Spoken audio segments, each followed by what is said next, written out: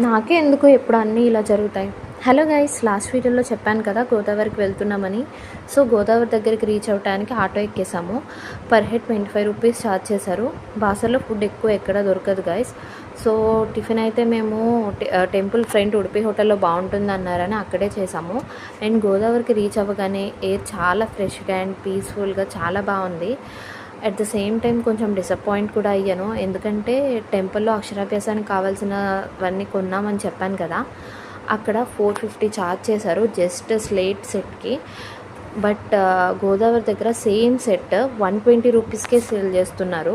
So మీరు మాత్రం first Godavari దగ్గరికి వెళ్ళి కొనుక్కొని అప్పుడు టెంపుల్కి వెళ్ళండి. It's just 1/2 kilometre from TTD rooms. మా బాబు అయితే చాలా ఎంజాయ్ చేశాడు వాటర్లో. అండ్ అక్షరాభ్యాసానికి 2 పూలదండలు అండ్ అక్షరాభ్యాసం కిట్ ఉంటే చాలు. And there is 2 tickets available. ఒకటి 150 రూపీస్ అండ్ ఒకటి 1000 రూపీస్ టికెట్ అనమాట. 150 రూపీస్ అయితే మండపంలో అందరినీ కలిపి చేస్తారు. 1000 రూపీస్ కూడా అందరితో కలిపే చేస్తారు. బట్ ఇట్స్ టెంపుల్ లోపల చేస్తారనమాట.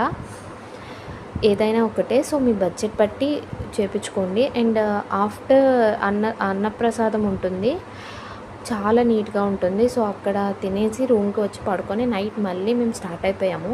బట్ మా లక్ ఎలా ఉందంటే వచ్చేటప్పుడు ట్రైన్ డిలే అయింది అండ్ వెళ్ళేటప్పుడు కూడా 5 అవర్స్ డిలే అయింది. ఇంకా ఏదో ఒకలాగా అక్షరాభ్యాసం కంప్లీట్ చేసుకొని విజయవాడ అయితే వచ్చేసాం. Thank you guys.